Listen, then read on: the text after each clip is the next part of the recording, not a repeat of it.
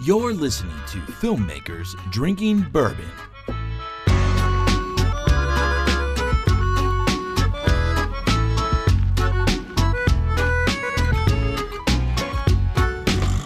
Hey, what's up, Internet? It's Brandon. And it's Alex. And we are live to tape from NAB Las Vegas. You ready to get after it? Yeah, let's go see what's out on the floor. I guess we'll split up. All right, see you. All right, good luck, buddy. Cheers. All right, it's Alex. I'm at the Arri booth at NAB 2016. They got all sorts of new stuff. And who do I got here? This is Esteban with Arri Inc. here in the Americas, and I'm responsible for technical sales into Latin America. Excellent, man. Well, what are you guys excited about here? What are you debuting? Well, basically the same products, but however, we keep pushing the envelope of what's possible in our products. For example, we got the Alexa Mini that made its debut last year, but this year we have the implementation of the 4.3 license, which allows you to shoot with anamorphic lenses, as well as Arri RAW inside of the camera directly to CFast cards up to 50 frames a second. And the combination of these two licenses allows you to record OpenGate. OpenGate has a resolution of 3.4K, and what OpenGate is, it allows you to use the entire sensor from corner to corner, which is, you know, when you get to the post side of things, it's very easy to do an upscale on the footage to end up with a 4K image by a factor of 1.2. So, yeah, that's super powerful. How does the Amira differentiate itself from the Alexa Mini? Well, the Amira will not do Arri RAW or record the raw signal. What it'll do, the most it'll do is ProRes 444 and 4K UHD. So that is the main difference. The other thing about the Amira is that the Amira is more focused on the ergonomics for the operator. If you notice, all the buttons and all the quick keys, axis keys, are on the side of the operator, and there's quite a lot of them. As opposed to the Mini, we have to maybe go through a couple of menus to get to these same keys.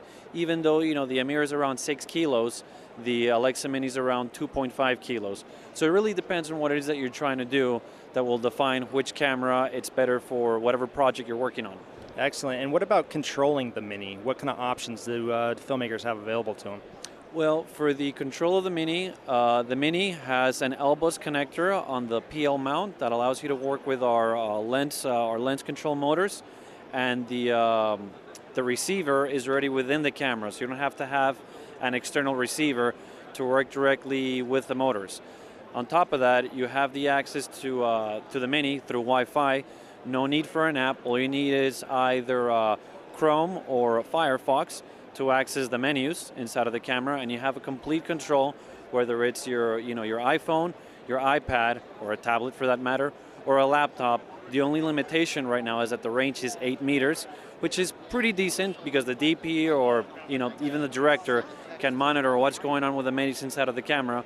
But as we continue to push software upgrades to our cameras, we hope to extend the range of the Wi-Fi capabilities. Excellent. And speaking about pushing the envelope, what's next? Can you tease any direction that you guys are pushing? Well, we're still pushing our main message, which is HDR. We still offer the highest dynamic range out of any camera manufacturer. As far as new models coming out, there's nothing in the talks, but I think within the next 3 to 4 years, you can expect the next big thing coming out from Arri. Excellent. So we can still expect the same Arri quality in these camera bodies that we have right here. It's going to be supported for at least 3 to 4 years before you start coming out with something new. Well, absolutely. That's always been the Arri philosophy, because these cameras, as you know, they're not cheap.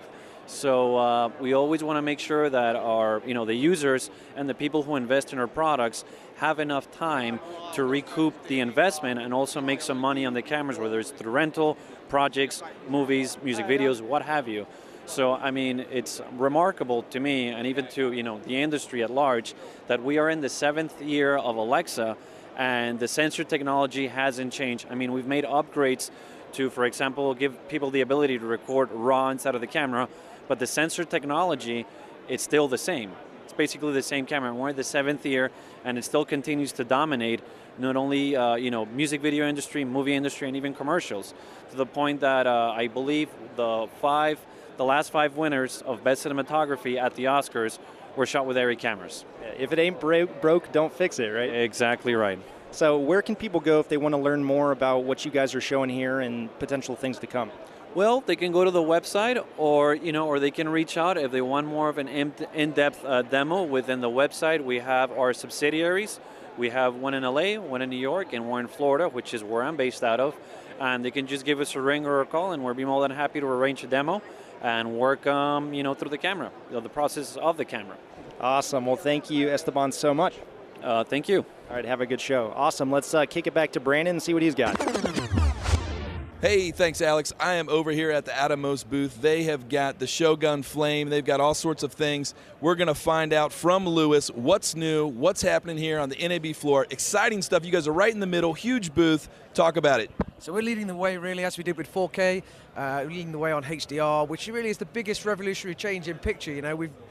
We've gone from getting more pixels to getting better pixels. So before NAB, we launched the Shogun Flame and the Ninja Flame. So these are a 7-inch monitor line with 1500 nit display, so high brightness for daylight viewing, but also great HDR. You can unleash the HDR capability of your log camera. And at the show, we also announced the Shogun Inferno. So this is our new product. So this is a 4K 60p quad-link SDI, so you can open up even more cameras and record ProRes and HDR externally on that. And that's $995, and we're going to be shipping that in Q3. But the Shogun Flame and the Ninja Flame, they're shipping now. But the biggest news for all the Atomos users is that we're bringing HDR across the line. If you're an existing Atomos user and you have a Ninja Blade or a Samurai Blade or a Ninja Assassin or a Shogun, in May you're going to get HDR for free. So there's a limitation on that it's 8-bit HDR and it's only a 400 nit screen, but you'll be able to see the capability of your log and expose better for free. It's a thank you to everybody. That's amazing, and that is just really great to hear. Now, what are people saying? You've got a lot of people come through the booth. I know you're probably exhausted from being on the floor. What's the reaction from people on the street at NAB 2016? Well, HDR, seeing is believing. When you see it, we've got a HDR comparison.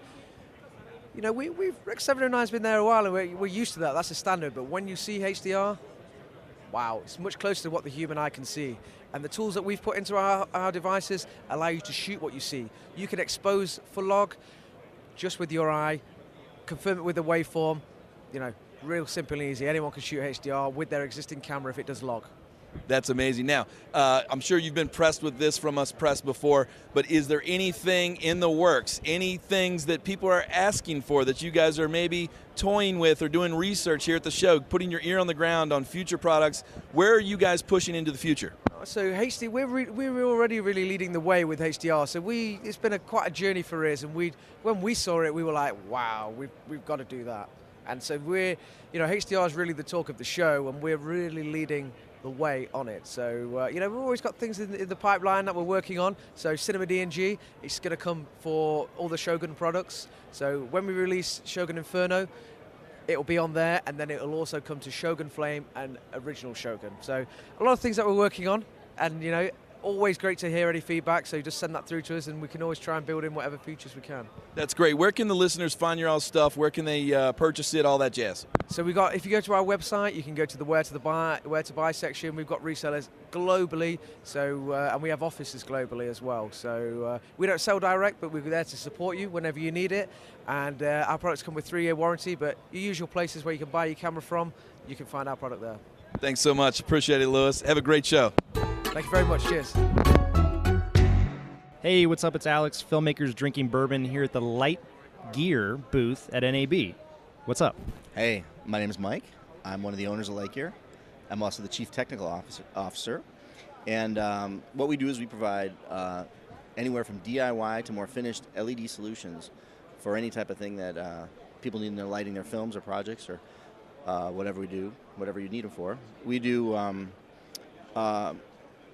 a lot of Hollywood productions, a lot of commercials, a lot of television shows. Some of our marquee projects that we've done is a lot of stuff with Marvel. We did Iron Man and Civil War and Star Wars and Birdman, and work with a lot of acclaimed directors of photography and gaffers. And I work as a gaffer myself, and so we got a really good connection with the industry. But a lot of our products we use, our hero products, is something called Light Ribbon, which is a flexible LED that is very high CRI, very good color quality. Goes anywhere from 3,000 Kelvin up to 6,000 Kelvin. We also sell a line of controls with that. And it's very designed to scale. So if somebody's got a little bit of money, we've got products that start at $20 to doing some of the largest Hollywood productions that are out there. And all of our customers demand very high quality, so we make sure our color, what we're known for is very high color consistency and very good dimmers that don't do flicker in high-speed situations. So we also have some other products here at the show which are new. One is our light map product, which is basically came from when we were working with Emmanuel Lubezki on Birdman. They decided to make some, he wanted to make some flat panels, and we designed some for him for that particular production, which they used all over the theater in the movie with his gaffer, Bobby Soretta. And we formalized it into a product called Light Mat, and Light Mat comes in 6 sizes. It is comes from a Light Mat 1, a 2, a 2L, a 3, a 4, and now the new Light Mat 8. And so it's a really great way to have a nice, beautiful soft source, which is very lightweight. It's got grommets in it, so you can nail it into the wall. We've got the ability to hang it on the wall like a picture frame. We've used them on many productions. They're really popular light. It's one of our most successful products. We sold over 3,000 of them. And then another new thing for this, at this show we're showing Light Mat Plus, which is much better color quality, another stop of output. Really, really nice step in improvement with a lot of our feedback from our customers. Very cool. What about so speaking of output, something like the 1x1 or the 2x2? You know, what are we looking at? You know, generally, I mean, if you're using a good rule of thumb, like if you're talking about a conventional light, like say a Kino Flow, like a Light Mat 1 is usually is about the same output as like a Kino 2x2. A Light Mat 2 is about the output of a Diva. If you're using a Kino as a frame of reference.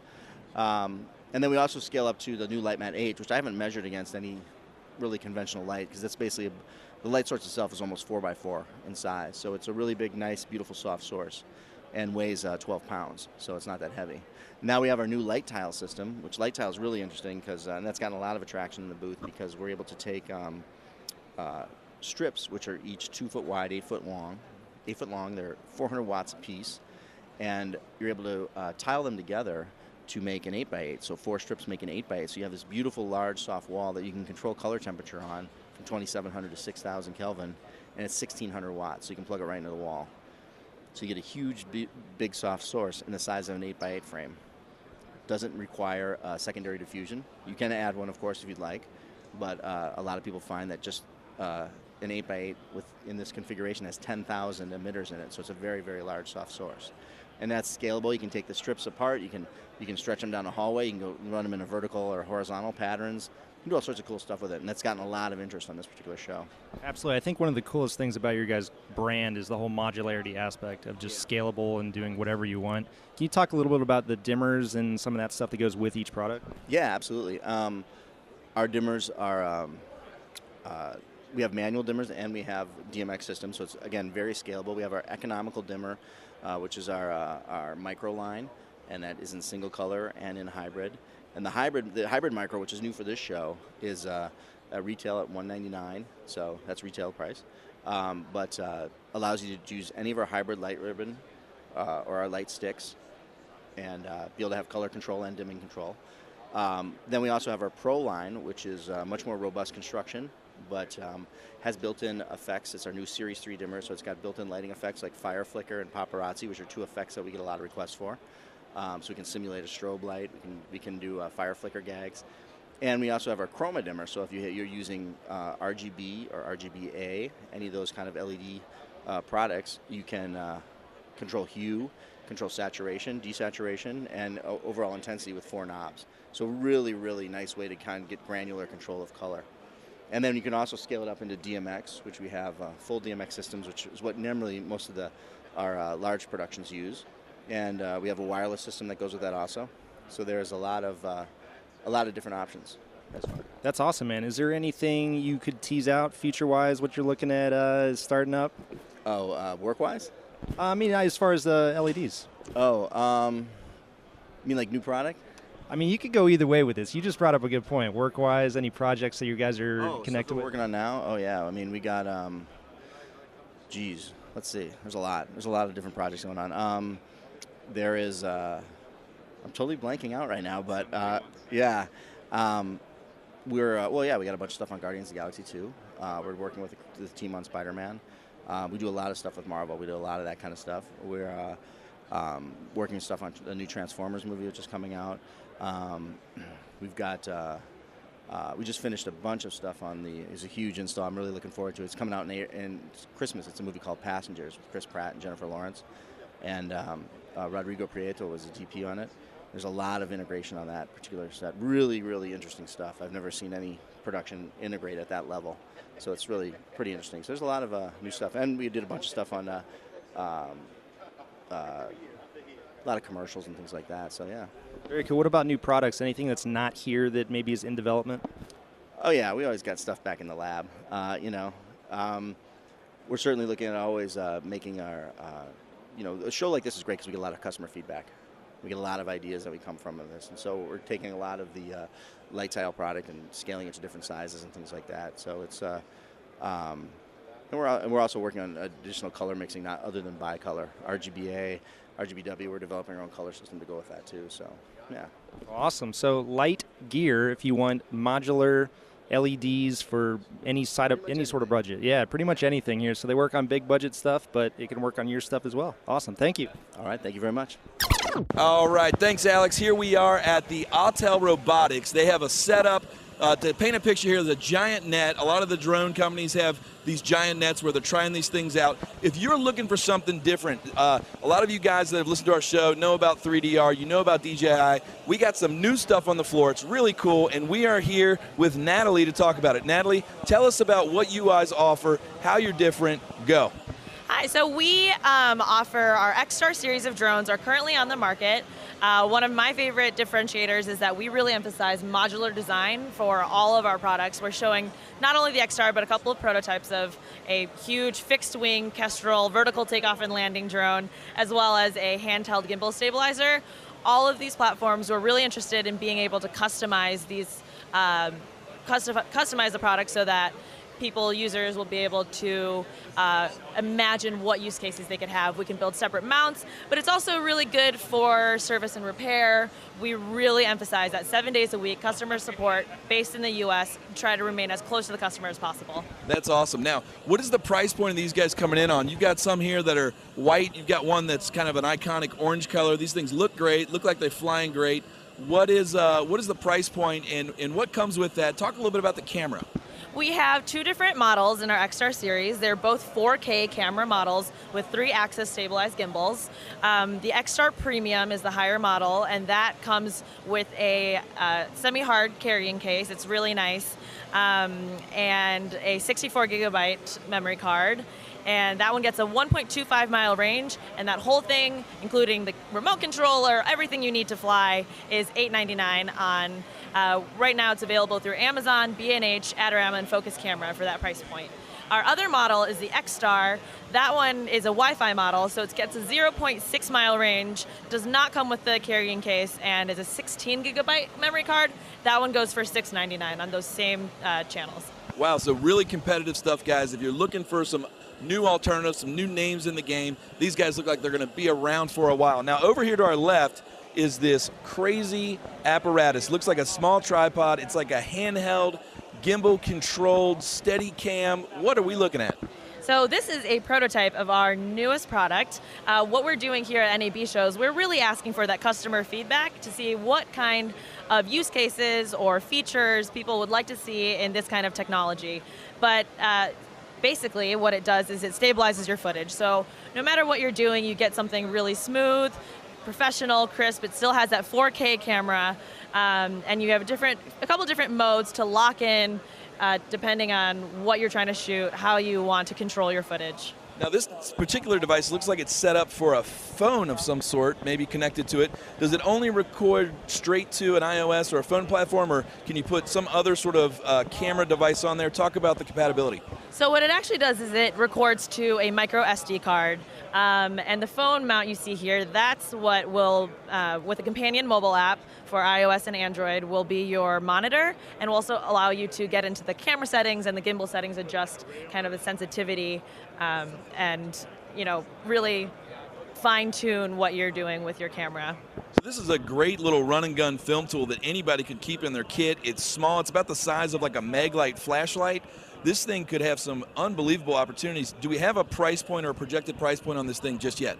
At this point, no, we do not have a projected price point. I will say that it will be competitive with similar products that are on the market, and I really encourage anybody to check out our website, autelrobotics.com, follow us on social media. It's all, our Twitter, Instagram handles are at Autel Robotics, AUTELROBOTICS, for the latest information on all of our products. Excellent. Thanks so much. And I have a feeling that maybe you guys will show up on our podcast sometime throughout the year. Is that something? Can I get a verbal commitment for our listeners that you guys are going to come back, especially when this little guy drops, to talk more about it? I say just call me. Yeah. Excellent. You heard it first on the NAB Show floor. Thanks so much. Have a great show. Thanks. You too. Cheers. Hey, it's Alex, Filmmakers Drinking Bourbon, here at Matthews Studio Equipment at NAB 2016, and I'm here with Tyler Phillips from Matthews, and glad to be here. Sweet, man. Well, we use all your gear all the time. Super reliable, heavy duty. What is new? Sweet. Yeah, the newest thing we have, we're showing here at NAB, is the Infinity Arm. The Infinity Arm is an articulating arm similar to like a Noga arm, but a lot better because of its strength and versatility. It's rated to hold 20 plus pounds, and you have interchangeable tips, so literally the tips can be switched out for 3/8, quarter 20, 5/8, and various clamps. It's great for rigging cameras in weird spots, or lights and monitors off of cameras, and it's been a huge success here at the show. Sweet. Does it come in one size, or is it? Can you extend it? Yeah, one size for now at 10 inches, but in the future we plan on having a smaller and a larger size. Sweet. What makes up for the strength and so it doesn't slip? Well, you've got precision rods built inside that actually press up against the cups that force the balls to jam up and hold. And on top of that, you've got the rosettes built into the center, which you won't find in any other arm. And then the actual threads on the center knob are really fine, so it gives you a lot of torque, which allows you to hold at least 20 pounds. That's exciting, man. That's yeah, I could see a lot of uses for that, especially for, like you said, camera rigging and the like. What's this behind you? This is the Duty Dolly. The Duty Dolly, funny name, but named after the inventor James Sal Duty. It's the lowest working dolly available on the market at just 2 inches above ground level.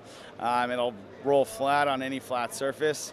You can direct mount your fluid head to it, and on top of that, you can put it on regular light stands or slider stands. And the cool thing about the dolly is it'll ride on any kind of track, whether it's right angle iron, round tube, or even square.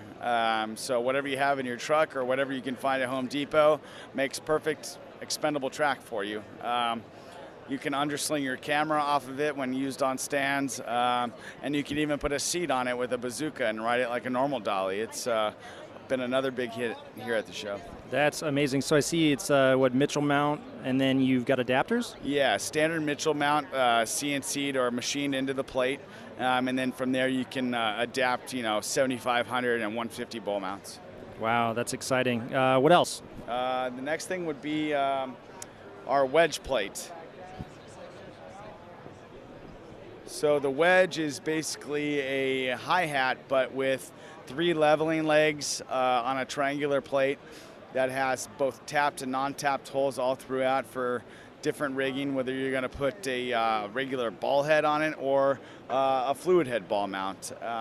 Great for putting cameras in spots like rocks and sand and dirt and on any uneven surface. And if you want to rig it even to a car hood, you could do that just by screwing in some baby pins, using a few suction cups and some grip arms. It would make a great car mount as well. And that's been another big success here at the show. Wow, man. So you guys got all sorts of new stuff. Anything you can tease out? What's the direction? What's the new hot stuff that everybody wants that, where are you going next? I think we're going to continue on with more camera support. More slider, more camera support, whether it's things that will adapt to fluid heads or things that will basically make your production faster and safer. You know, like for example, we've got a new cart we're working on called the Carry Cart. It's all based around standard grip equipment, and it can, you know, be built how you want it. You start at the base, you work your way up by adding the risers and different shelves, and you can mount your gimbal mounts or your steady cam, or you can even mount a slider or a Dana dolly on top of it, roll around your cart with all your gear on it, get your coverage and your shot or your interview, and then roll to the next location, and you're off and running. And you know, that's our direction right now. Besides grip and lighting control, is camera support, and we'll continue to be really heavy on that in the future. Sweet, man. Well, it sounds like you got a bunch of really cool, innovative stuff. Can't wait for more, and I really appreciate you talking to me. Thank you. It's been a pleasure. Thanks, Alex. All right, cheers. Thanks, Alex. I am over here at the Cineo booth. This is crazy. They have a giant light that's bigger than a living room. They've got all sorts of stuff, but they got some great products for working filmmakers that listen to this show. And I am here with Anna. What's up? Not much. I'm excited to be here. Excellent. So NAB is always electric. A lot of crowds, a lot of things happening.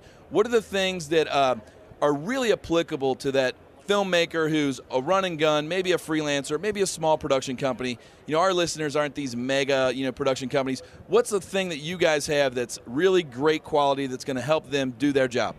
Sure, yeah. So we tend to play in both fields. We do big studio fixtures for, you know, large-scale motion picture productions, and we make, you know, fixtures for the on-the-go shooter who maybe has less of a budget. But what we don't compromise on quality between those two lines. What you're getting that they're using on Marvel movies is the exact same technology that, you know, you get when you buy one of our smaller fixtures. So the one that we're talking about right now is the Cineo Maverick. This is our largest portable offering, and it has a pretty good kick for a fixture that you can put a battery on. You can run it on an Anton Bauer or a V-Lock battery, and you'll get almost 1.5K equivalent output. You know, it's not a direct comparison, but it's a nice soft source, but it's in a really compact package. It weighs about 5 pounds. You can stick it in a Pelican case. It's really, you can throw some handles on it and, you know, just kind of aim it where you need it. It's really, really good for traveling and people who need something that they can use remotely. So it's a remote phosphor technology fixture. Remote phosphor is great because it's super color accurate, super bright. People just tend to look really nice under them. Particularly female talent has been known to request our lights just because it is so flattering to the skin. We'll let you get your breath here. Yeah. So one of the things to the listeners I'm looking at, these things are made, I mean, they look so and feel so durable. This isn't something that you're going to have to worry about, you know, if you're tossing it in the case for the go. You're not going to break this thing. It's really made well. Talk to me a little bit about that durability. Now, will this only mount on, because right now you have it on a pretty massive stand. What kind of stands will this mount on? Is there adapters? How flexible is it to kind of modify? It's pretty flexible. We sell a travel kit that comes with a Kupo handy stand, which is a pretty compact little guy. You can really use any kind of stand adapter. The yoke has multiple mounting options. And like I said, it's so durable, you can really just toss it around. The remote phosphor panels themselves, which are how you control your color temperature, don't tell my boss, but one time I ran over some with my car and nothing happened. So, wow, that is amazing. I mean, don't run over them with your car, but avoid that. But so you talk to me about this travel kit. That sounds like something right up the alley of our listeners. What does that look like? What's it cost? What are we looking at to get in on this? So the travel kit pricing is $29.95.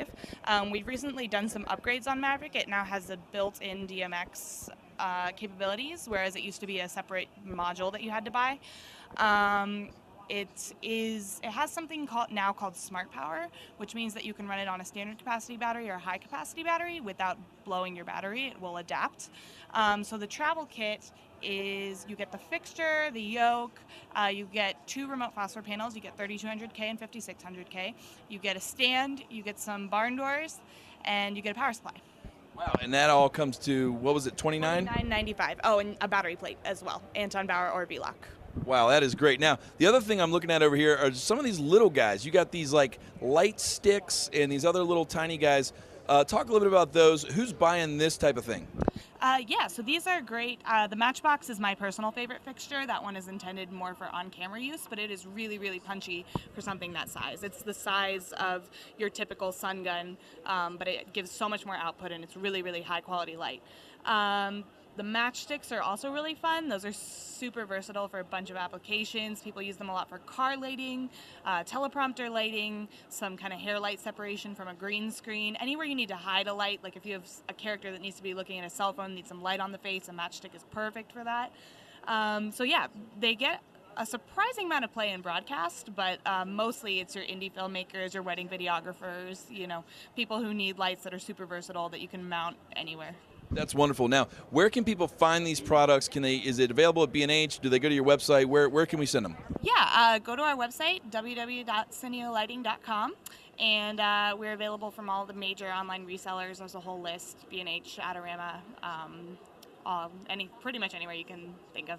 Excellent. Now, the next question our listeners really want to know is, do you drink bourbon? And if so, what's your fave? I do drink bourbon, and I'm worried I'm going to embarrass myself right now because I know there's like whiskey bourbon, and I like Knob Creek. Is that good? Yeah. Okay, Knob Creek. I'm usually at bars I order Maker's Mark, but Knob Creek is my favorite. Nice. We have a bourbon aficionado here. I'll tell you what, you are so kind to being on the show. I have a feeling you guys might be back on the show. We've got 52 weeks of content. We'd love to have you guys come back. Can I get a maybe, a verbal maybe from the NAB show floor? Can Cineo make an appearance on the show later in the year? I'll give you a solid maybe. Excellent. We'll make sure to send you some bourbon. Have a great show. Great. Cheers. Hey, it's Alex with Filmmakers Drinking Bourbon here at Panasonic at NAB. Who do we got? I'm Jim Wickheiser. I'm Group Manager of Marketing. Excellent. Any new offerings that Panasonic can tease out?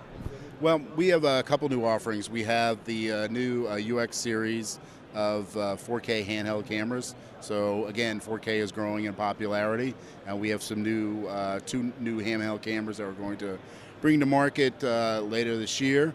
They're true handheld cameras with an integrated lens. One has up to a 20x zoom, so kind of a great wide zoom for 4K. The other one has a 15x zoom. So they'll be available come early fall. Excellent. What are kind of like the file formats and recordings on those? It's your typical, 24p, 25, 30, 60.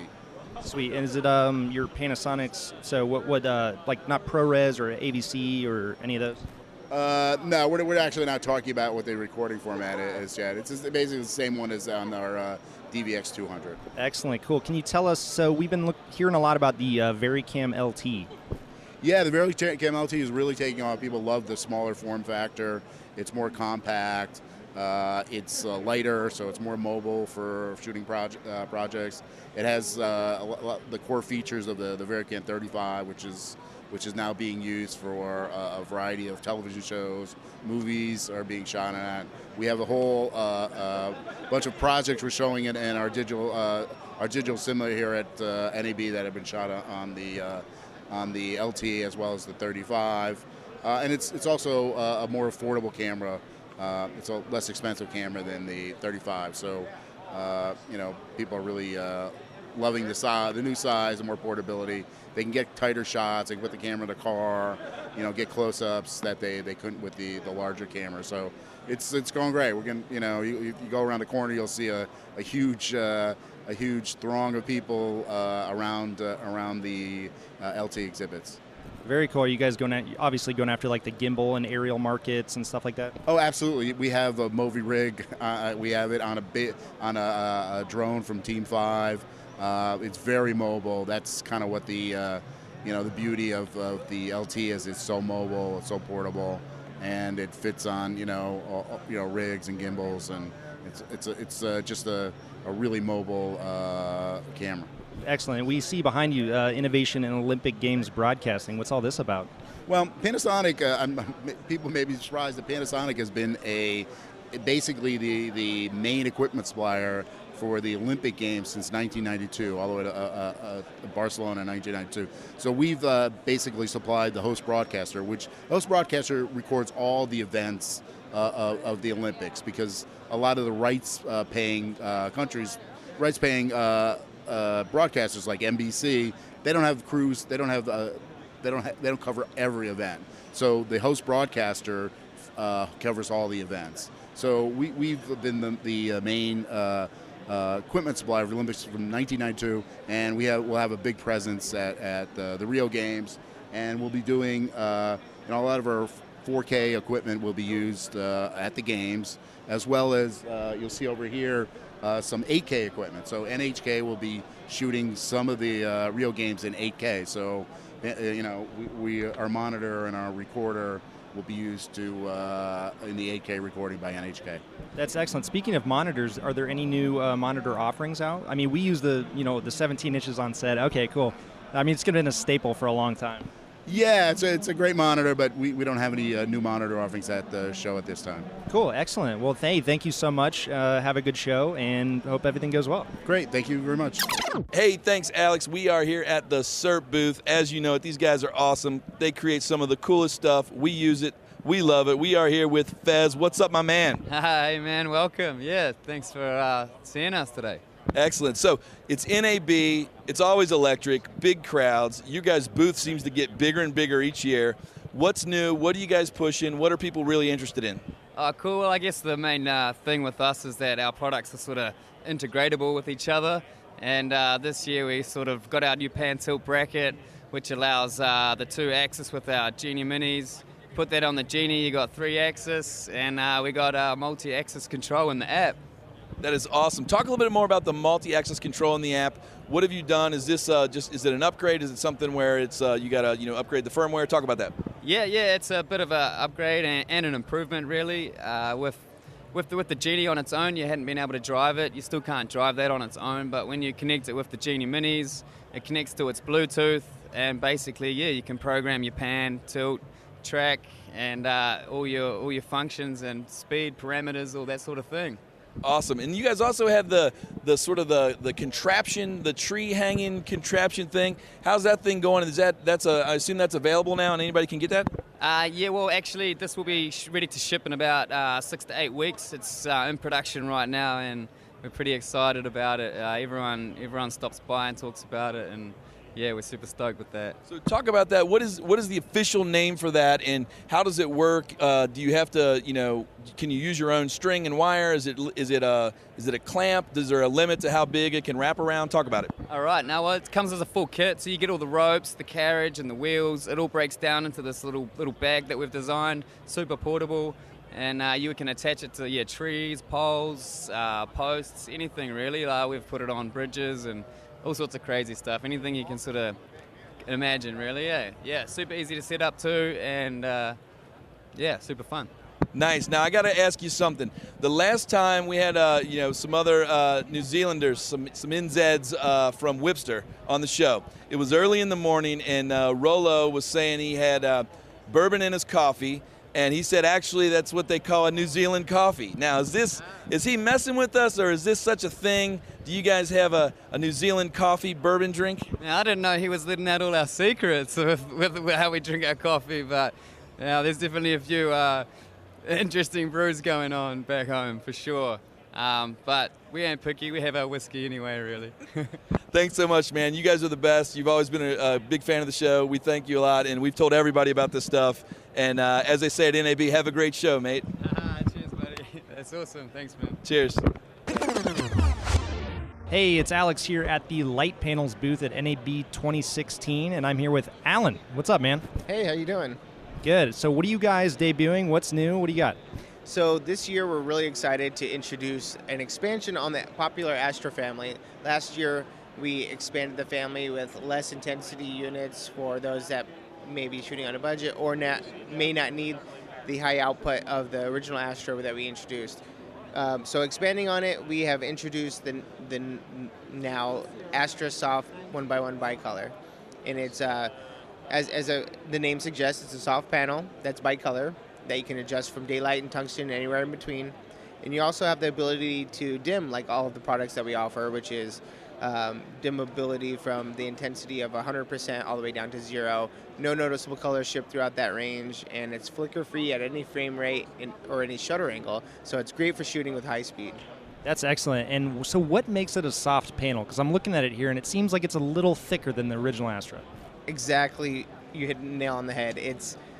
What we're doing is we're incorporating a medium diffusion panel, and it's sitting in front of the same surface mount, high TLCI, high CRI rated LEDs, but we're spacing them further apart to create that diffusion and also that soft wraparound capability.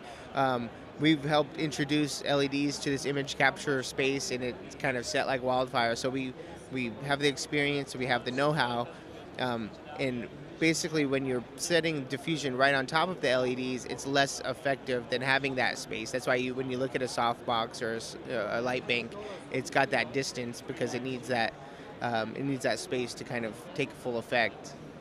Excellent. Do you lose a lot of intensity out of it, obviously? I mean, what are some of the pros and cons of doing this? So yeah, you do lose a little bit of throw in the illumination. And because you're pushing through a diffusion in general, you are losing some intensity. But what you're losing in throw of light, you're gaining in the wider beam angle. So we have accessories to help shape and control that light spill if you don't want it to spill onto set walls, or if you don't want it to set on other talents. Then we have a variety of honeycomb grids to help focus that light and protect it from any spill. We have barn doors as well. What we've noticed people are doing is using soft panels with a soft box to have it even more soft, to make it that, as the people do when they kiss their fingers and go, mwah, right? It's that beautiful soft light, right? That's awesome for beauty, for all sorts of things. That's great. Yeah, it's perfect for lighting talent. It's great flattering light for female talent.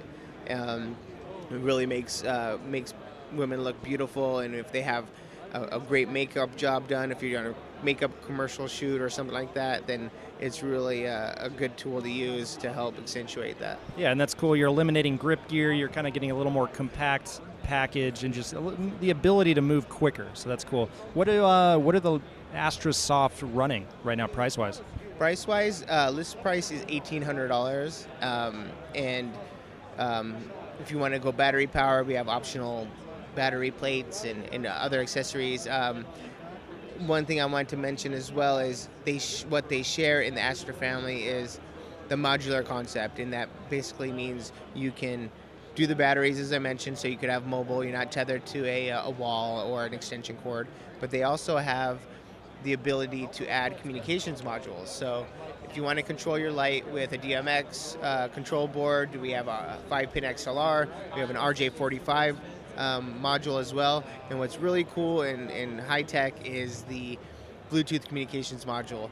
It's this module that you slide in, and it's got a simple pairing process, and through your Apple device you can control the intensity, the color temperature, you can group the lights together, you can rename the groups so it's easy to identify. So if you could do up to maybe 14 lights, and if you have, let's say, 3 or 4 as a backlight or an edge light, you can group those together, control them all at once. So it's really, we think it's going to really help filmmakers and videographers or video producers work faster. Yeah, man, that sounds really powerful. As always, your guys' build quality and your support, everything's been fantastic. We have a few of the old 1x1s, pre-Astra, back at the shop, so that's really cool. Some of the things we like to ask on the show, are you guys watching anything? Like, what are you watching when you go home? I love talking about this stuff because it's like, not that we're judging anybody for what they watch, but it's also a way of going, taking recommendations, right? So what I'm watching right now is Daredevil.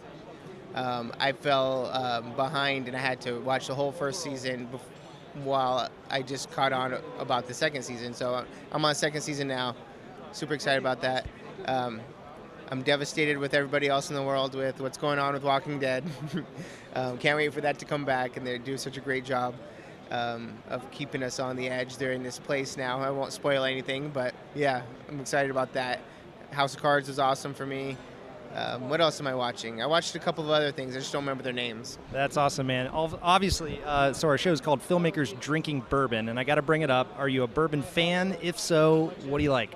I love bourbon. I love whiskey in general. So I currently have a bottle of Blanton's in my hotel room. I travel with it because after a long day, it's nice to have a sip or two, and I love the taste. I'm not too picky, but Makers is always a good everyday drinking thing, and Basil Hayden's also awesome.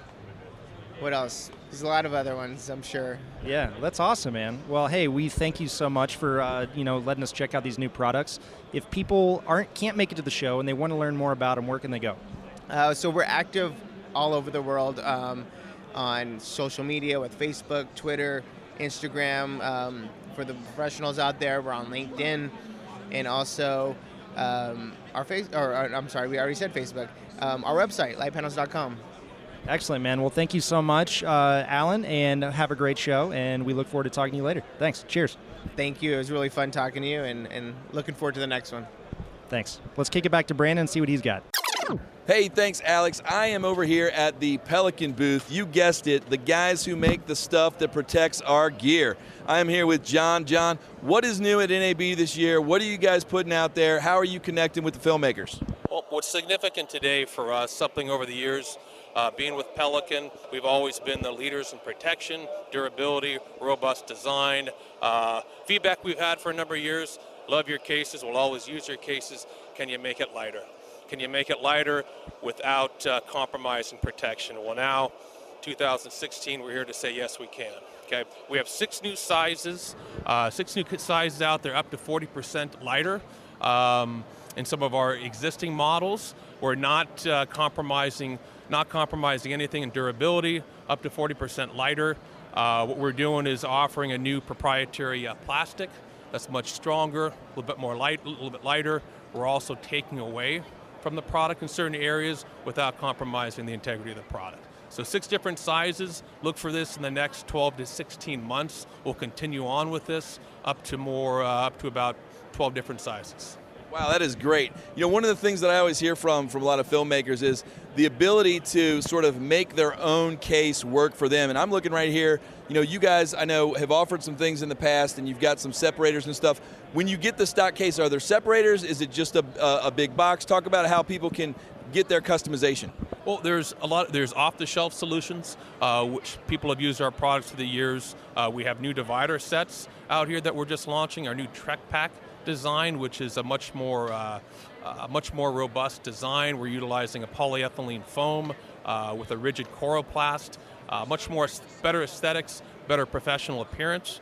We also have custom interior customization possibilities as well. We have that capability. Within the summer months, we will have a new online program that allow the average user to come on and customize their product for a one-off solution. That's awesome. Now, our listeners are probably wondering, do you have any special cases for their favorite bourbons or collection bourbons, anything to protect those collections they have? By all means, we have 6 new sizes of lighter cases that'll keep your bourbon the way you want it. Excellent. That's great. You heard it first here at Pelican NAB. It's about lighter. It's about stronger. Thanks so much. Have a great show. Right on. Thank you, Brandon. Appreciate it. Hey, what's up? It's Alex with Filmmakers Drinking Bourbon down here on the NAB floor with Cliff Stommel from Attic C2S. What's up, man? Hey, how's it going? It's good to see you. Yeah, okay, so tell me a little bit about your product. So the Attic C2S is a CFast to SSD solution designed specifically for the Blackmagic Ursa series cameras, the Ursa and the Ursa Mini both. And it allows you to use pro-level SSDs by SanDisk or Samsung in the camera in the place of CFast cards, all the way up to 2 terabytes per bay, which eliminates the limited restricted, super restricted time that you could record onto the CFast cards. Otherwise, instead of getting 6 or 12 minutes on uncompressed RAW, you get literally 2 hours per 2 terabyte SSD. So if you want to shoot uncompressed, you can do that now. If you want to use standard SATA, backup drive solutions in post-production, you can do that. You don't have to use card readers. You can drop it right in a card, into a drive bay or a drive duplicator, and send footage off with your editor and your producer and whatever have you. So it's really it's a post-production workflow solution as well as an on-set record time extension solution.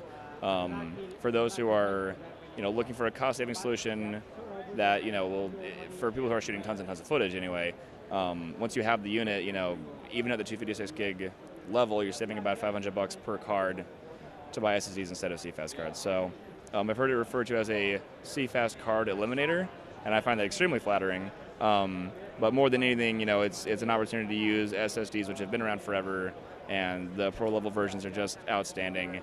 And we built it for our own productions, at Stommel House in Indianapolis, Indiana. And once we had it up and operational, we're using it on our own sets. We kept getting all this feedback saying, what the heck is that? We got to, we need to have that. So we went public with it. Now we're on B&H. Now we're at NAB. And it's just it's been a roller coaster, and we're glad to be providing something like this for the community. Absolutely, man. Congratulations, first of all. That's a huge accomplishment to bring it this far. It's a workaround, right? It's not like you're hacking something. Have you gotten the blessings from Blackmagic? Can you speak about that? Yeah, absolutely. Yeah, it's actually it's a totally plug-and-play system. You don't have to hack your camera. You don't have to modify your firmware or anything like that. Blackmagic's aware of it. They think it's pretty cool. And I know that if you actually go to the booth and talk to them about it, they'll likely tell you, oh yeah, that's the solution. And we've given them a unit to test. We've not heard anything back from them saying, oh, we can't support this or anything like that. So they know about it. They like it. They think it's really cool that something like this is out there for people who do want to avoid either the CFast prices or the limited record times.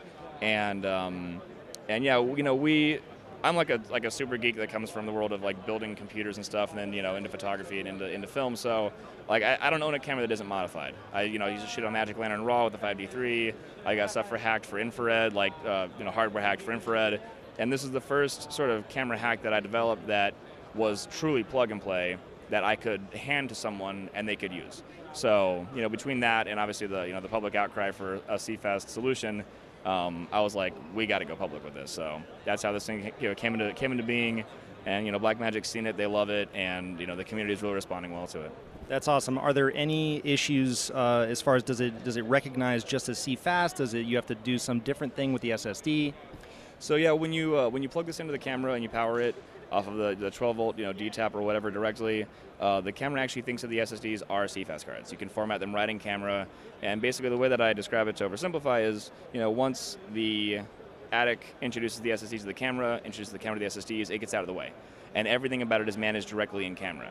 So there's no screwing around with another interface, there's not another screen to suck power.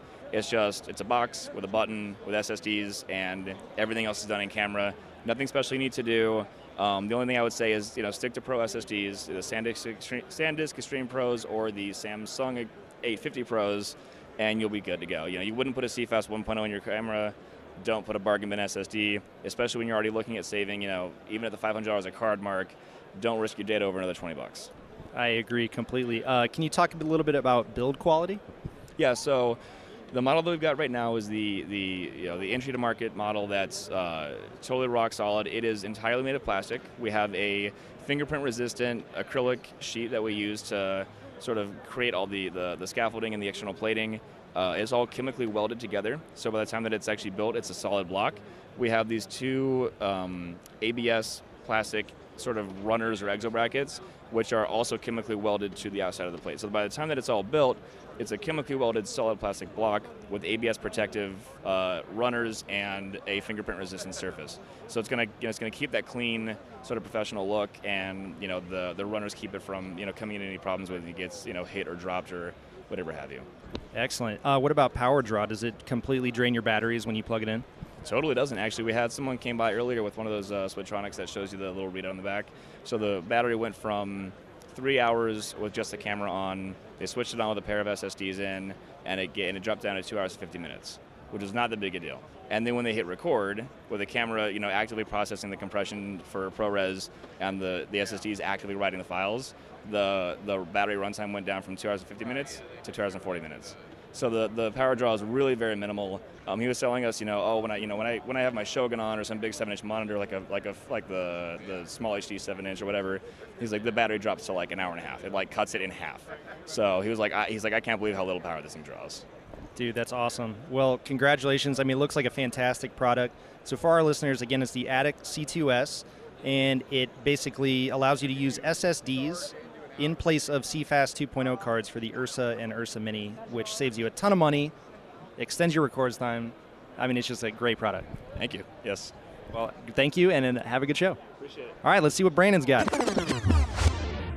Hey, thanks, Alex. I appreciate it. I'm actually over here at the Kessler booth on the floor.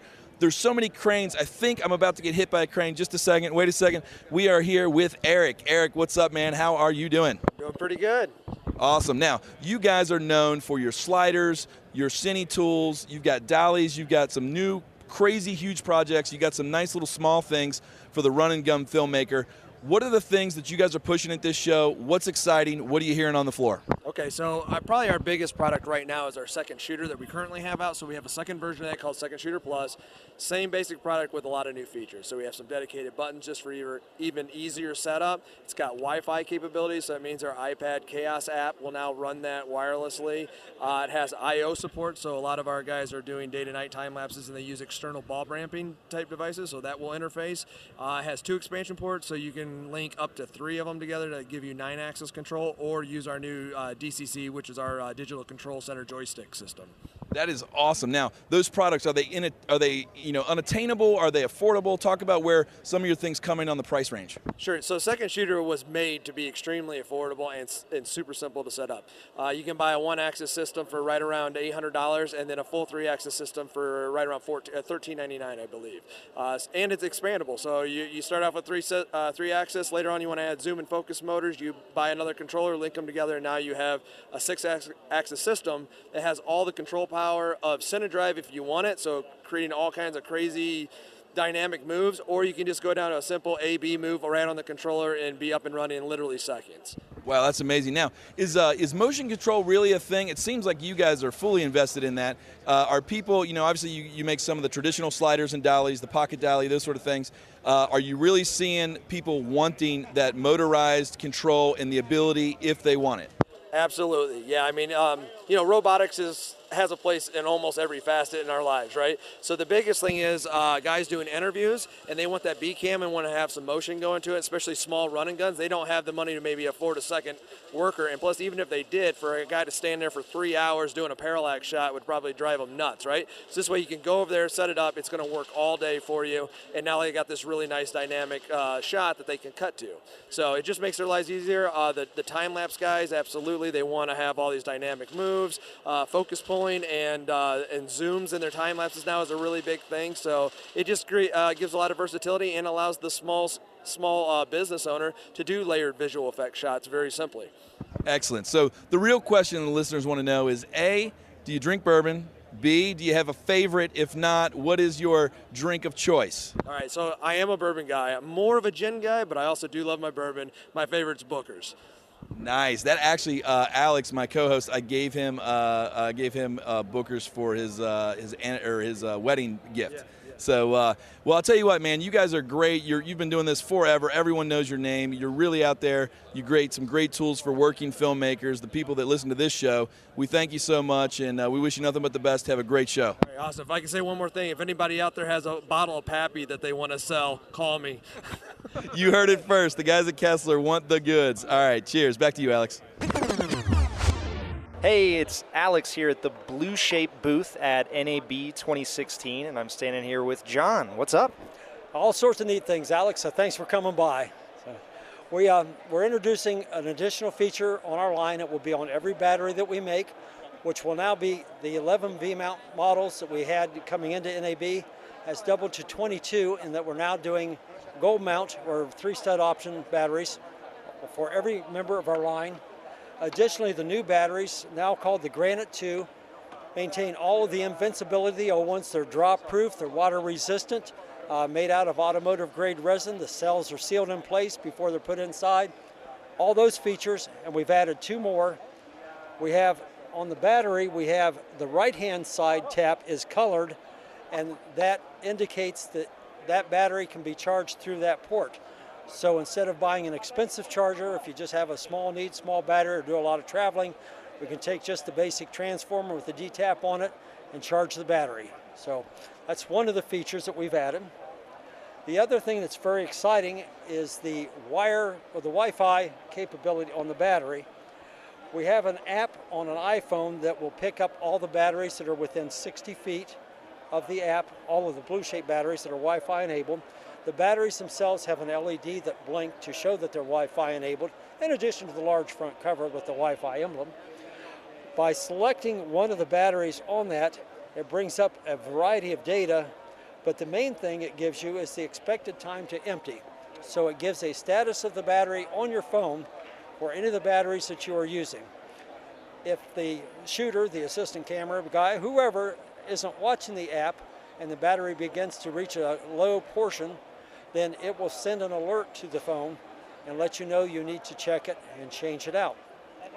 So the battery pretty much is keeping the camera person advised, or the director, instead of vice versa.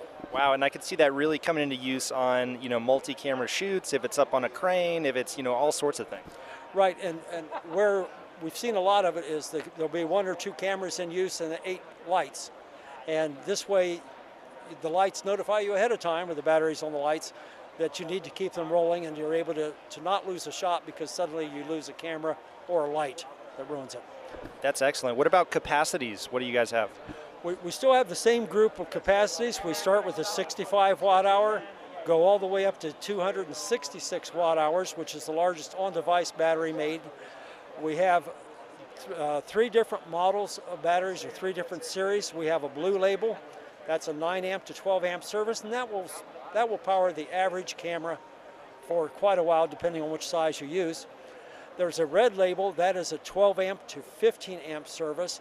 Those are originally made for the red one, but it will power anything up to and including the Vision Research Phantom 4K, which can run off of any one of the batteries in that series. Runs a lot longer with a larger battery, but any of them are still good. And then we have a green label series, and that is basically the same internal structure as the red label series. So it's a 12 amp to 15 amp service, but the D-taps have been sealed, and there's a slightly different gasket on it so that it is completely water resistant. That has received an IP65 rating, which basically says you can stand there with a garden hose and pour it over the top, and the battery still won't leak. Wow, that's extremely impressive. Can you talk a little bit about the other durability features of some of the granite? Okay, the granite battery was introduced 2 years ago, and was a complete redesign of our prior battery. The outer case is automotive grade resin.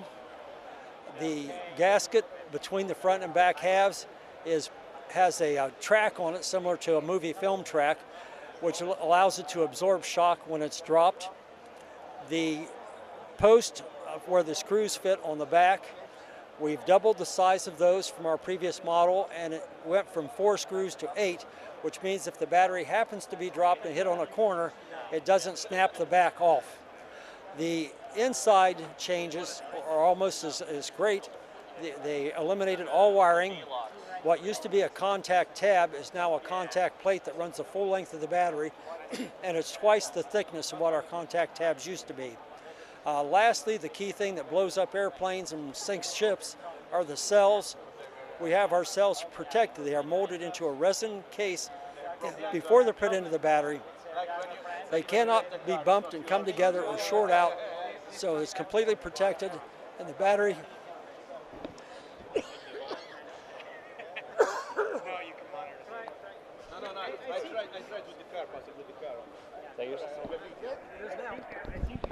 We're going to grab a little drink of water here and clear our throats. But either way, Blue Shape is offering some very impressive features here. It's all sorts of crazy. So the cells being protected by that resin keeps them from coming together.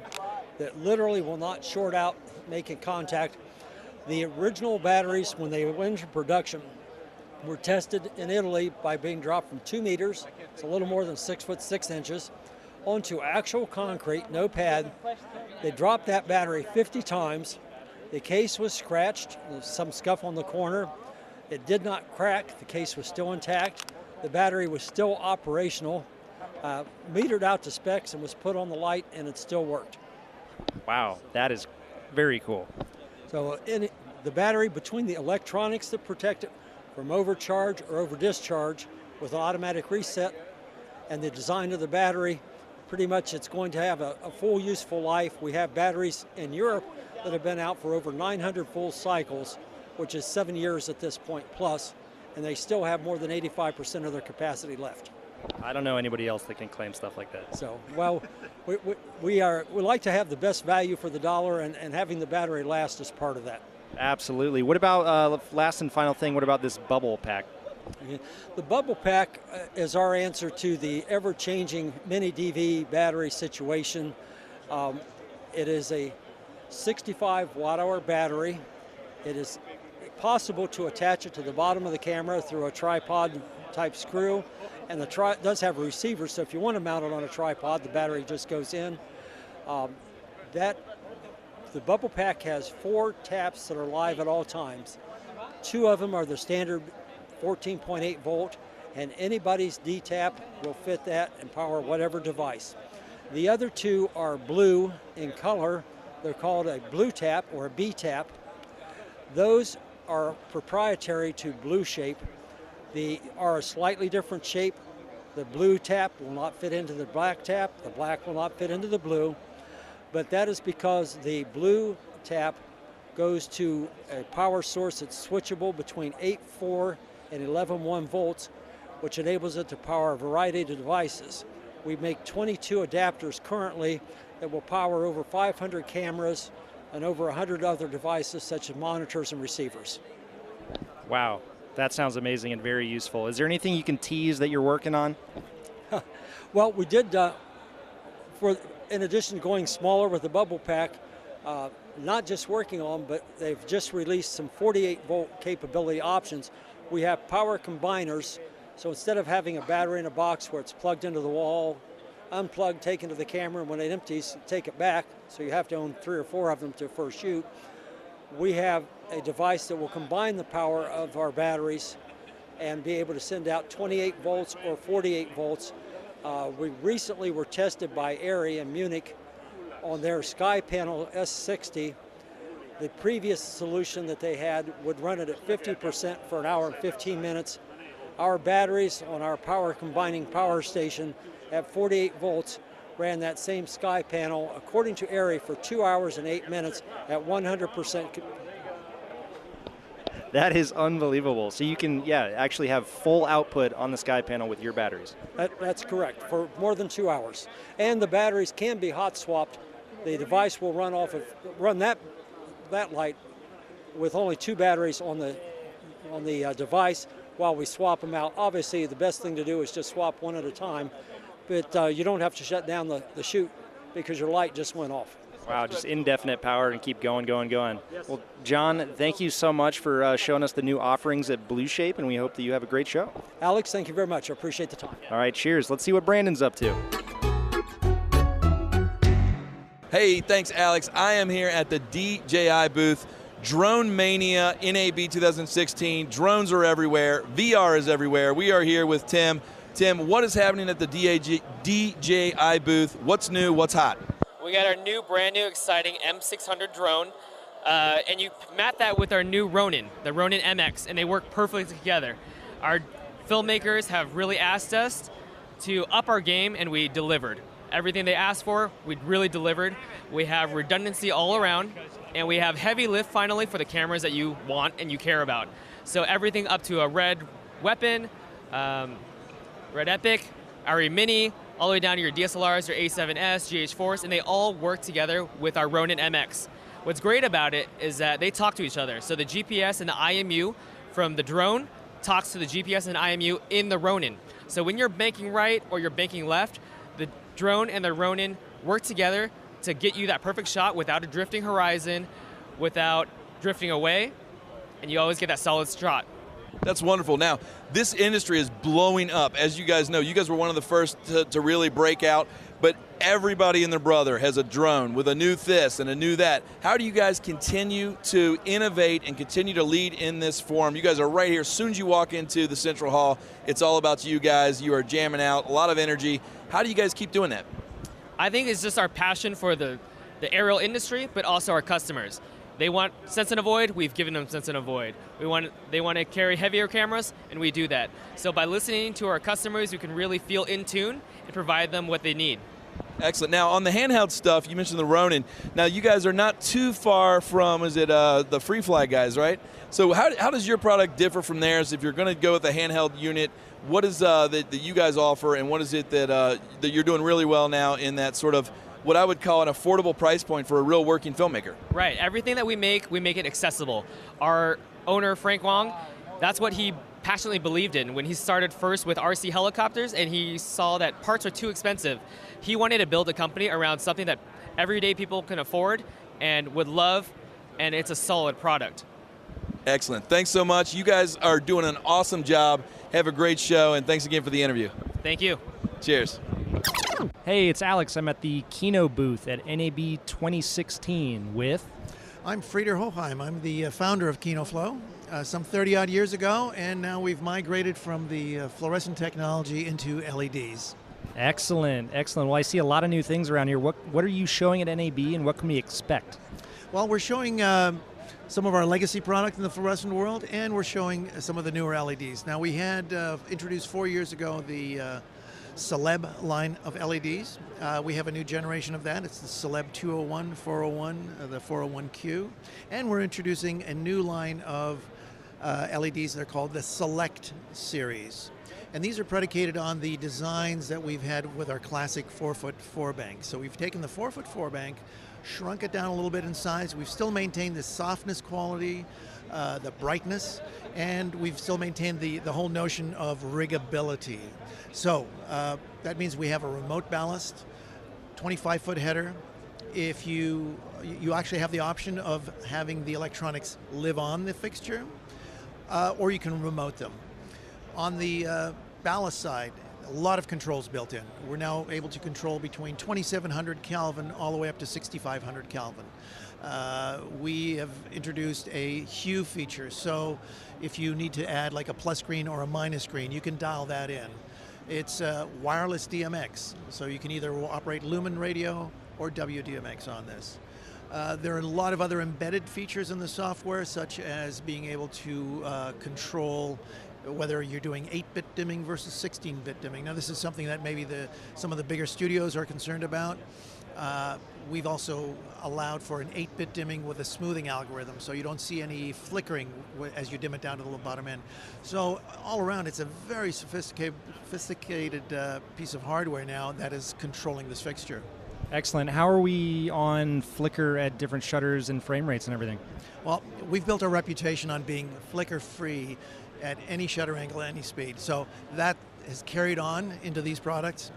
Very important, we do understand a production environment, so we've built all that ruggedness into this, and we've also added into this the feature of upgradability in terms of software. So you can expect to see over the next couple of years a sort of steady introduction of new firmware that'll expand the control dynamics of the product, the color dynamics of the product, and just general performance features of that product. Excellent. I see a battery, a V-mount battery rigged to this guy here. Is that something that you're looking to push forward? One of the beauties of LED is that you can run these on DC. This instrument here is about a 150 watt instrument. It's operating on 24 volt DC. A lot of the electronic cinema cameras are operating 24 volt DC. So now we're seeing on the market V-Lock 26 volt batteries. It's an ideal power source for an instrument like this, especially at the wattages that we're running at. So with this 26 volt, 200 watt hour, you can expect a little over 2 hours of constant operation. Now, if you dim it down, you can expect to extend that dimming range. We also have a plate feature now, which is a baby plate that mounts onto a stand and allows that plate to interface with various manufacturers of 26 volt V-Lock batteries. And so thereby we keep the weight of the battery on the stand, not on the fixture, and it's had a great response here at the show. So there are a couple of manufacturers right now. Dynacore is one, Lith, Hawkwoods out of the UK, and there's a German company called Bebop that are all producing now 26 volt V-Lock batteries. That's excellent. Anything that you can tease in the future, which direction KinoFlow is heading? Well, now that we've established this platform, we're looking at taking this control interface and running it across platform onto all the other LED families that we're doing. You can expect to see us scaling this in various directions, scaling up, scaling down. Now that we've determined where we want to be color-wise, I think we're very comfortable being able to introduce a lot of different features. One of the things that's unique about KinoFlow is that I believe we're one of the few companies that actually took the effort to understand what the camera sees. Every new cinema camera is like a new film stock. When KinoFlow was first founded, Kodak would cooperate with us, Fuji would cooperate with us. They would give us the spectral sensitivity curves of their film stocks so we could tailor our spectrum to correlate to their stocks. Today's world, with electronic cinema cameras, that is data that is not shared by camera manufacturers. So we've taken the effort to actually extrapolate that kind of data out of these various cameras, developed our own proprietary software where we can now compare 3 cameras at a time, look at how they see a given light source, and see how they see the light differently, which is actually astonishing. There are differences, and very often if you're on a show and you're mixing cameras and you're having trouble trying to match up skin tones from one camera to the next, if you actually saw what we saw in our research, you would start to understand some of these differences. So again, this kind of information is what's driven our color points on our products. And I think anybody that buys into the KinoFlow philosophy on how we look at light and mix light, I think they won't be disappointed. Absolutely. So accuracy, reliability, rugged, ease of use, all sounds good. Well, thank you for everything, and I hope you guys have a good show. It's a pleasure. Thanks for coming by. Thanks. Cheers. Hey, thanks, Alex. I'm over here at the Westcott booth. They have got all sorts of LED lighting. They got a really cool setup. It looks like a house. There's a lawn. There's a crazy-looking mannequin. I'm here with Brandon. What's going on, man? Not too much. How you doing? Pretty good. So the show's buzzing. Things are happening. You guys got a great setup. What are you guys really trying to push out to people? What are you releasing? What are you talking about? What are you pushing? So last year at the show, we had 10 by 10 flex and 10 inch by 10 inch, and they were either daylight or they were tungsten. And we listened to everybody's feedback last year, and we built this awesome modular system based on all the feedback. And so the biggest feedback was, why do you have a tungsten? You should have bicolor. So we implemented bicolor, and we totally ditched the tungsten. And also, you should have larger sizes. And so now we've got a 10 inch by 3 inch, which is a smaller size, the 1 by 1, the 1 by 2, the 1 by 3, and a 2 by 2, which is our big beast. And then also we've implemented it with the new Scrim Gym system, so you can just make it whatever size you want. I mean, I've built 10 by 40 foot booths out at New York out of this Scrim Gym, so that's how modular it is. But we've also included kits, and kits are generally 2 light kits, come with the stands, come with a Pelican case, come with all the the batteries, everything for somebody who's doing run and gun, news teams, that sort of thing. And it's just a really complete system now that we're really proud to show off. Well, I'm really excited about this kit. Let's walk on over here. The one I'm looking at is this kit. This is the one I think you're talking about. It's a 1x1 Cine kit, bicolor Cine travel kit, complete. It's got the stands, it's got the lights, it's got some flex thingies. Talk about what's exactly in this kit, how much it is. This looks like something that'd be great for freelance shooters and small companies who need a kit that's in and out, lightweight, easy to go. Let's get real specific on this Flex Cine kit. Yeah, so absolutely. What you didn't mention is it's in the trunk of a smart car, which is pretty incredible because you can't even fit like a skateboard in the back of this thing. But it comes with 2 1x1 panels. It comes with portable soft boxes that go over the 1x1 panels. It comes with Scrim Gym frames for the 1x1s, 2 nano stands, a Pelican case, extension cords, so 16-foot extension cords if you needed to run your lights, far away, and it all comes in a beautiful compact case. And the price on that is $27.99, is that right? That's our show price. Normally it's about $3,000, so we're taking a couple $100 off for the show, but still a great value for somebody to have that kind of convenience, portability, and just excellent quality light. That's awesome. So I'm going to ask you a question. Do you think the day of the big, heavy light kit is dead? It just seems like there's so much LED around here. The show's showing all the stuff that's lighter, faster, cheaper, better performance, better light. Talk about the future of where this industry is going and how you guys are a part of it. Yeah, so as I mentioned, last year we're kind of getting a lot of feedback from people, and that was the number one thing. For run and gun people, they want light, portable, durable, and at the end of the day, they still want it to be fantastic quality of light. And so we took all that feedback, and I agree with you. It's getting thinner, it's getting smaller, it's getting easier to travel with. And Westcott's happy to be a part of that. I mean, if you look at our entire product line, not only on the filmmaker side of things, but also on our still photography side of things, everything is becoming smaller, more portable, and just easier to use. Now, the real thing that listeners want to know is, in your all's fancy booth here, it looks like a home. Is there a bourbon cabinet anywhere in the booth? If so, what are we sipping on? What do we like when we're at home? At home, I'm more of a tequila guy, but we've got a closet full of bourbon just for you. So let's go take a shot. Thanks, man. Not a shot, but let's go take a drink. Thanks so much. I really appreciate the time. Have a great show. Thanks. Appreciate it, man. Cheers. Hey, it's Alex over here at the Small HD booth, NAB 2016, and I'm here with Nick DeMundi. Nick DeMundi. Sweet. Thanks for having me. What do you do? I am the marketing guy at Small HD. One of many marketing guys, but I'm a marketing guy. Sweet. So we know Small HD from your small on-camera, super durable, super high-quality monitors, but there's some bigger stuff here. Yes, we're still Small HD, but we've kind of grown in size. We're making 17, 24, and 32-inch production monitors that are all daylight viewable. Wow. What are some of the specs on these things? So they start out at 1,000 nits, and then it goes up to 1,800 nits for the 32. The 32 and the 24 both have 10-bit panels, and the 17 has an 8-bit panel. So the bigger guys are HDR ready. So as cameras come in and HDR kind of becomes a real thing, they'll be able to display that footage raw from the camera. They also have our award-winning page builder operating system that everyone knows on our on-camera stuff. Same operating system. So it's a really seamless transition. Extremely durable. We shot them with guns, we hit them with baseball bats, ran over them with 1972 Ford Bronco.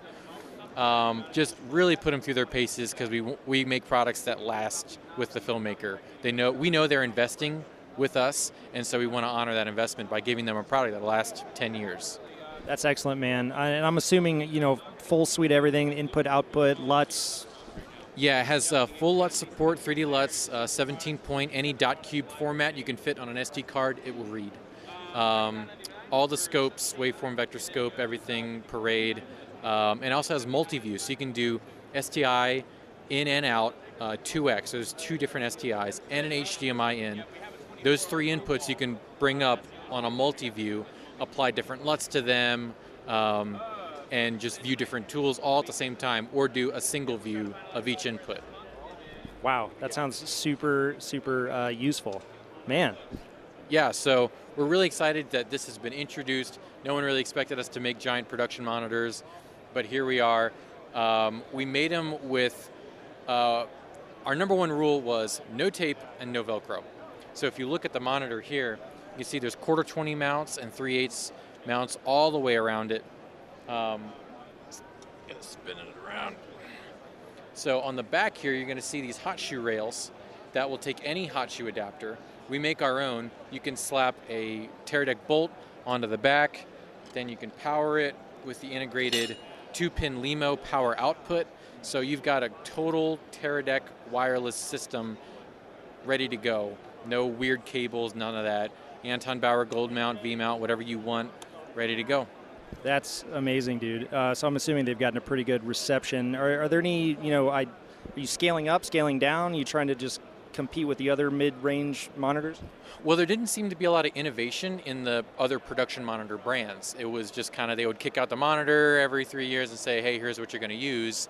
They weren't really solving any problems. Honestly, adding 1/4-20 holes to a monitor isn't new, but we did it. We wanted to be disruptive and give filmmakers access to HDR viewability on set at a pretty decent price. That's crazy. Well, it looks super rugged. I mean, if it retains the same screen quality as the small guys, that's going to be something that everybody should pick up. What are we looking at price-wise? The 1703 HDR will be $39.99. The 2403 HDR is going to be $5,500, and the 3203 HDR is $799.9. Wait, let me say that again. 3203 HDR is $8,000. Nice. Man, I mean, those are, for what you get, unbelievably affordable. Like, that just blows my mind. Yeah, the closest HDR competitive monitor is about $18,000.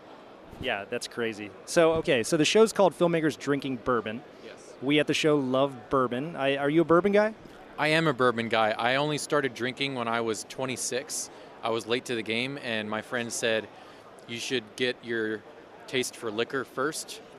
So I started drinking really god-awful whiskey, like Old Crow and Ancient Age, and just really, really... The plastic bottle stuff. Yes, plastic bottle, bottom shelf with the curve so you can hide it, you know? Yeah. So what are some of your favorites now? I'd have to say, without a doubt, Larceny is my favorite bourbon so far. I also really like Four Roses. That's excellent. We had Four Roses on the show, and they gave us the whole suite of everything. Really? So that's glad to hear a fan out in the field. Yeah. I love good Kentucky bourbon. I like. I've tried Lagavulin because I saw Ron Swanson drink it all the time in Parks and Rec, and I said, "What is it?" It's Lagavulin, and it tastes amazing. It's too expensive for me. I had to borrow it from a buddy. But is that an Irish whiskey? It's a Scottish whiskey. Yeah. Cool. Do you know the difference between whiskey and bourbon? Bourbon's made in Kentucky and whiskey's made in Scotland or Ireland, depending on who you're fighting with. Exactly. Yeah, bourbon also has to have 51% corn and a new charred white oak barrel. Yeah. Yes. So also the filmmaking part, you guys make sweet monitors, but what are you watching on other monitors? Like, what's some of your favorite TV shows now? I just finished Daredevil Season 2 and House of Cards, and I've blocked out my schedule to watch The Wire. I've never seen The Wire, but everyone said, oh, it's the best cop show ever made, so I'm going to block out like a month and watch The Wire. That's awesome, man. Well, hey, I really appreciate you taking the time to talk to us. Yeah, we're looking forward to what these do and what's to come. Great. Thanks, Alex. All right, cheers. Thanks. Let's kick it back to Brandon. Hey, thanks, Alex. We are here at the Wooden Camera booth. I'm with Ryan. As you know, they have been on the show. They were one of the first vendors on the show to ever be a guest when they were launching their new, is it either LA or Hollywood, right? Your new store? Yeah, it's we call it LA, but it's Burbank, and that's been going really well. And we've been open for almost a year now because we announced it at the last NAB show. Yes, and I would assume that the success of that probably has something to do with filmmakers drinking bourbon. Yes, absolutely. 100% success from Filmmakers Drinking Bourbon. You heard it here, guys. So you're at NAB again. You got a great booth, as always. It looks amazing. You've really carried the Wooden Camera theme all the way through. It's beautiful. What do you guys got new this year? What are the little gadgets and tricks and trinks that you guys are so used to and so well known for doing? What's the big thing that people are like, wow, I need that? Well, we've introduced our wooden hand grips, which has been a long time coming. With a name like Wooden Camera, we really needed a wooden hand grip, and so we finally done it. It's available in a right and left grip. It's an ergonomic design with an Arri rosette.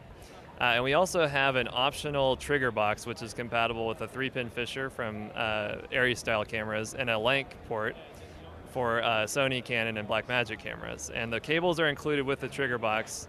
And the biggest deal about this whole thing is the price point. The hand grips are $195 each, and the trigger box is $195. So you can buy the grip and add the trigger box later, just depending on your budget, and it's been extremely popular. Wow, I can imagine. And you know what? The thing that you guys do that you really class up any gear package, and the present, it has a function, but on set, there's a presentation factor that's really nice with your stuff. Do you have a lot of people that are drawn to your gear because of the way it looks and sort of the design? Is that something that's built in, or are you guys really thinking about it more from a function standpoint? Well, we start with the function. We add 1/4, 20, and 3/8 mounting points to all of our cheese plates and handles and things like that. And then we add the design elements to make it look very fluid and nice. So you will notice that none of our parts have sharp edges. Everything is contoured a certain way, chamfered a certain way, and we really try to make the hand feel very pleasant for the customers too. So yeah, there's a lot of factors, but I think those all blend together to make a really nice product. Well, you guys are the best. We use your products. I know my director's monitor is still rocking. You guys built that for me custom and got it, good to go, and helped me get that all set up with D-taps and all that jazz. So we really appreciate it. You guys are friends and fans of the show. Have a great show this year. Anything else you want to end with? Tell the listeners Where can they go to find you? What do you want them to know? Yeah, all of these new products are available for purchase and pre-order on our website, woodencamera.com. Awesome. Thanks so much. And as they say here at NAB, have a great show. Hey, it's Alex here at the Teradek booth at NAB 2016, and I am here with John Landman. John Landman from Teradek. Yes. What is up and what's new? Oh, well, we're very excited to release a product that solves a very big problem. At the show today, there are approximately 40 manufacturers of VR rigs, right? That's the new thing, yeah. That's the new thing, from, a couple of GoPros to a single camera to, a $60,000 Red VR system, right? Every single one of those guys has the same problem. What's that? How do you monitor it? How do you know what you're shooting, right? You've got a VR rig, you can't run cables to a monitor, so what do you do? I don't know, what do you do? You go out and you buy a Teradek Sphere. Ooh, okay. A Sphere will take those outputs, HDMI, we can take up to 8, encode them, and then stream them wirelessly to an iPad. Wow. Amazing. So is it scrolling a stitch stream? Here's the news. We stitch it live on an iPad. That's unbelievable. It's believable. We're doing it. That sounds fantastic, and you're right, it solves an incredibly big problem because you need to be able to monitor that stuff. We realize that. Game Changer Awards 2016 finalist. I see that on your block. Changed the game. That's awesome, man. But that's just one small part of it. You have a bunch of different other offerings, don't you? We do, but I haven't finished. Once we stitch it, we can then stream it. And we announced with YouTube yesterday that we were going to be streaming in VR, or 360 as it's better known, live to their CDN today and tomorrow for NAB. And we've created an app that you can download from the App Store called, get this, NAB space VR. That's incredibly catchy. Unbelievable. Hard work from our marketing team here. Brilliant. Yes. You can download that on your phone and view our stream in VR on your phone. If anyone is listening and wants to come to the show, we are giving away goggles to view that, so that you can view our stream with Google goggles. Wow. Yeah. So that's one problem that we've solved here, and we're released here. Other big news. Don't know if you heard about this. Facebook on Friday at F8 launched Facebook Live. This means that you can stream live to Facebook. In the past, you could do that with a phone, right? We're professionals. We have big cameras, big lens, big glass. How do you get that to Facebook? Teradek has had the API integrated into all of our encoders, and we can now stream live to Facebook. From any of your devices? Any of our devices. That's incredible. It's really big. It's really big. We did the first event on Friday with a company called Vice, if you're familiar with those guys. Yeah, just a little bit. Yep, they had huge numbers. Not little numbers, huge numbers. They were blown away.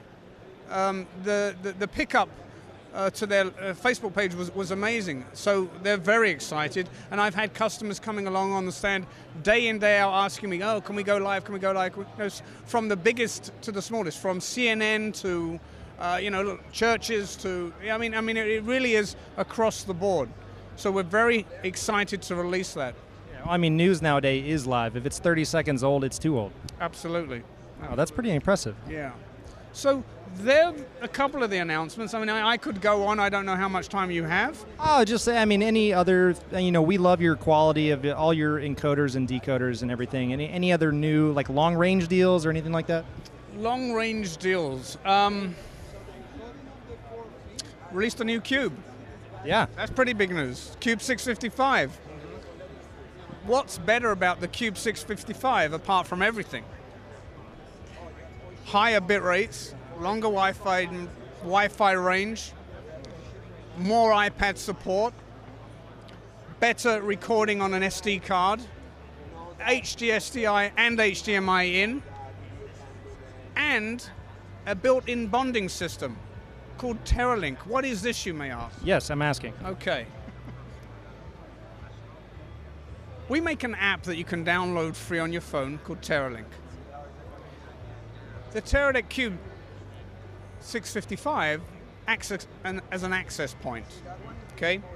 So if I and you are to pull out our iPhones and enable Wi-Fi, we'll find that the 655 is an access point.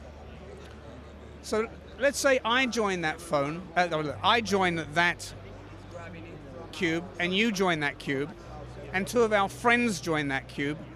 The cube has an intelligence built in to know that it should bond our phones together as one, and thus aggregate the bandwidth of our 4 phones.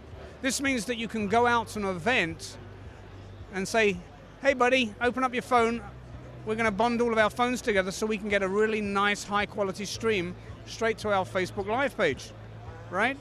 We're calling this Friends with Bandwidth.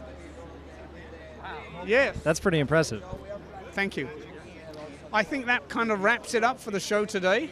Yeah, no, those are some really good announcements, some really cool innovations. You're always setting the bar high, so I really appreciate it. I think that you summed it up in your first sentence. We are the game changers of this show.